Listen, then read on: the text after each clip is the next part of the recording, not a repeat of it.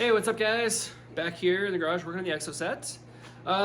This time around I've got some body work that I'm going to work on. That bumper, obviously, I had to patch some holes that I don't need anymore, and I had to cut some other holes, and I did a bunch of grinding and stuff. So I'm going to go through, I'm going to start sanding this down, kind of smoothing it out, filling some other holes and stuff, and yeah, see if we can get that situated. And then I've got some other things that are on the agenda as well, but let's get to it. Okay, so I sanded all these so they're basically smooth-ish. I need to go over, fill obviously all these little holes and cracks and whatnot. I grinded this one out a little bit more because it was still too close to the pipe. Now I've kind of covered this with wax paper, and I kind of put some towels under there to give it a little bit more form. And basically the plan is I'm gonna fiberglass over, I got some pieces of fiberglass over there. I'm gonna try to fiberglass this in so that this is all encased. So I'll have like a speed hump there. And then same thing down here, I'm gonna fill these in, as well as some of these ones, give it a little bit of, a skim of filler. But yeah, let's see if we can make this happen. All right, I got 2 layers on there now. I'm gonna put another layer. I'm just kind of waiting for it to, kind of set in a little bit. That way it doesn't take absolutely forever for that bottom side to dry. But yeah, it's kind of coming together. I mean, it's ugly right now. It's gotta trust the process. I mean, after I do all of this, I'm gonna do at least 1 layer from the inside, maybe 2. I don't know. It depends. Obviously, it's pretty close to this pipe, so I don't want to get too carried away. But after I do all of that, then I'm gonna, sand it all smooth, and I'll have to go over the filler and all that stuff. Yeah.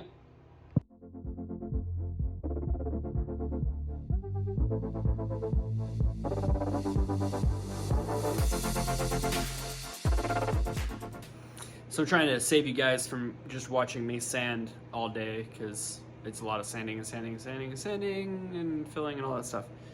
But yeah, I sand down the fiberglass reasonably okay. Now I threw some filler on it, just waiting for that to dry, and then I can go over it and sand that smooth, and then probably put more filler on it, and God, it's a whole thing. This place is really turned into a body shop. Like, I am just like, everything is covered in fiberglass and dust, and oh my God, I'm gonna have to spend so much time cleaning this in the spring. But we're getting there. We're getting there. Okay, lots and lots of sanding. Feeling pretty good about this. It's working pretty good. I got it reasonably smooth at this point. You can see I've got the towels out of there and all that stuff, so you can see there is clearance. I do need to lay at least 1 layer on the inside to strengthen it up.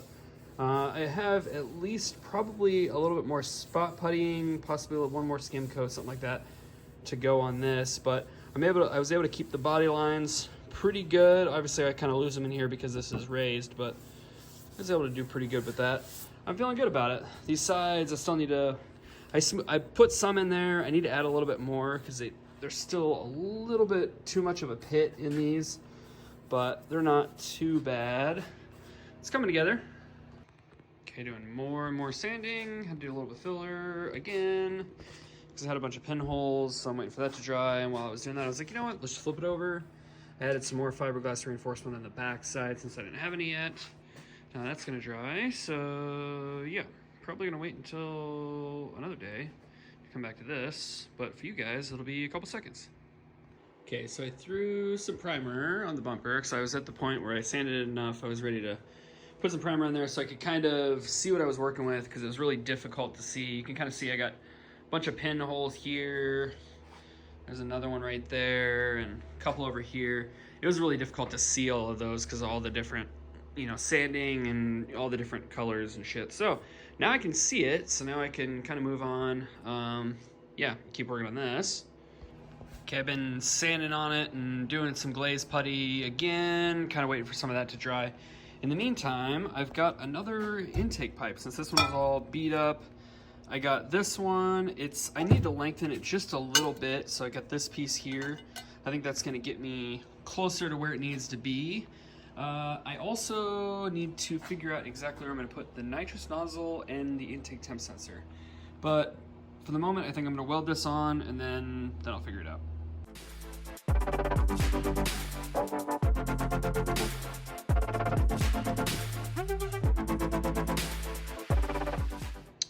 Cool.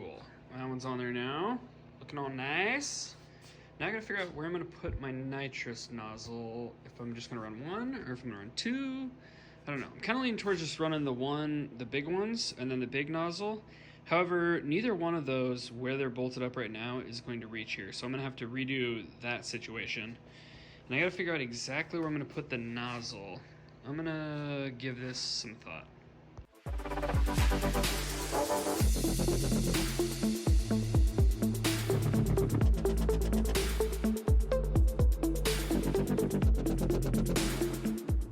Okay, I've been messing with the belt situation. I've been having a lot of problems. I'm not really sure what's going on.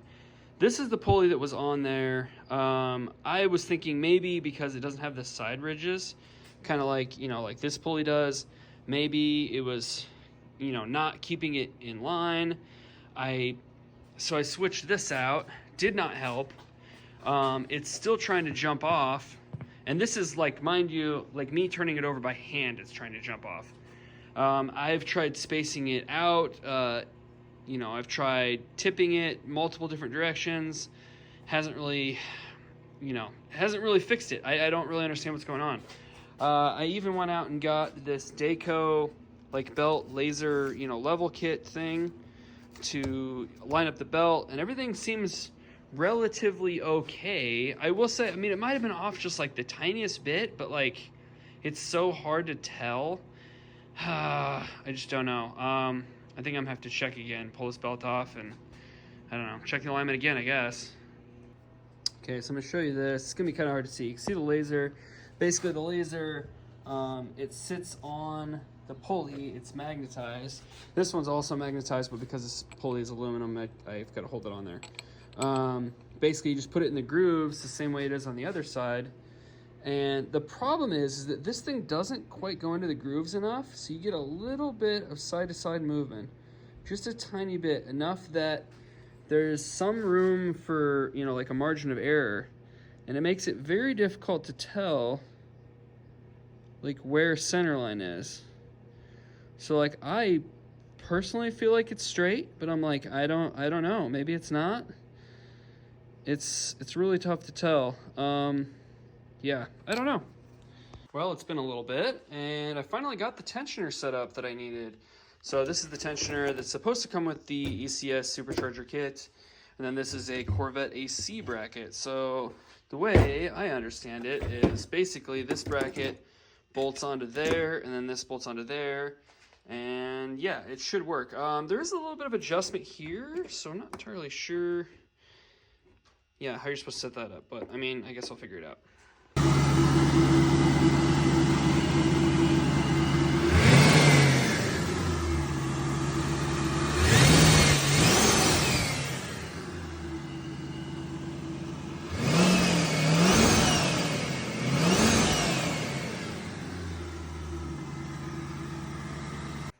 Hell yeah, guys. Hell yeah.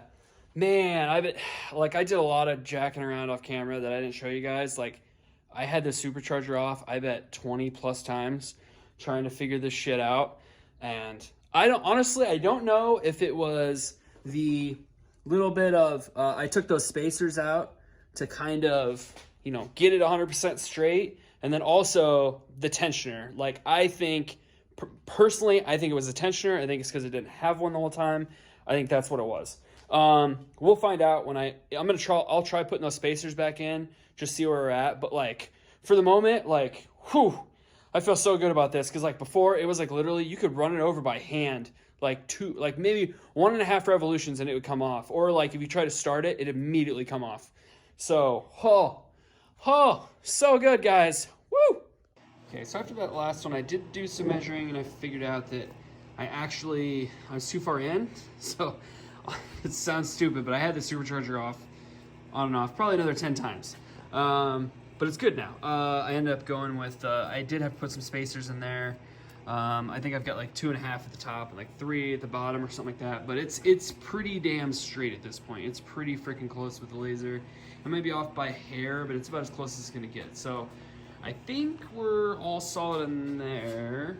And really, I didn't really talk about it, but I did get, obviously I showed you, I was welding these on. I got the intake temp sensor and then the nitrous bung on there, so those are ready to go. I still got to figure out, exactly where I'm going to mount solenoids and stuff, but at least that part of it's figured out. And then also while I was at it, I did put that new fitting on here because this thing had been leaking for a while, and it's kind of nice because I got this really wide radius one, so now I can actually get in there with a wrench and I don't have to take this loose to get this off, so it'll give me, way easier time if I take that off again.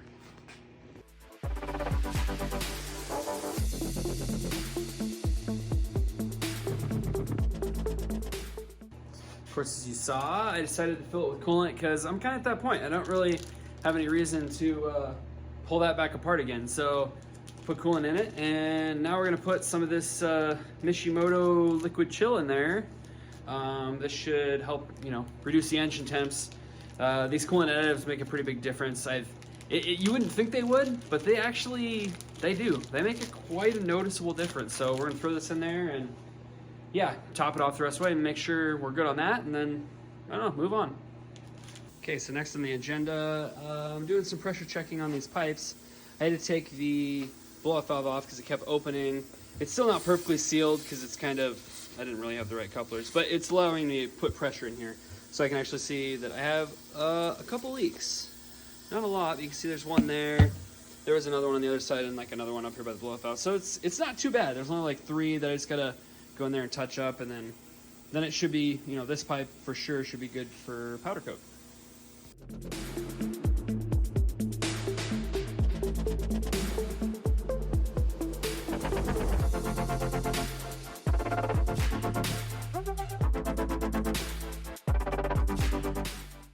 All right, so I'm going through and checking all of them.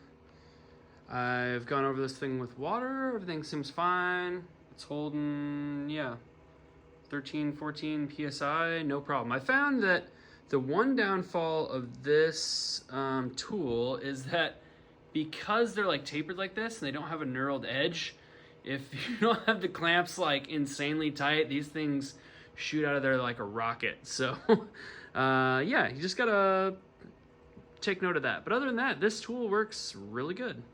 And I'm pretty happy with my welds because I didn't have to change anything on the intercooler. It's fucking good to go. Well, I swapped the other pulley back on, and it eliminated the belt chirp completely. So I guess, that's gonna stay on there because that's what it wants. So we'll try that, and hopefully that works.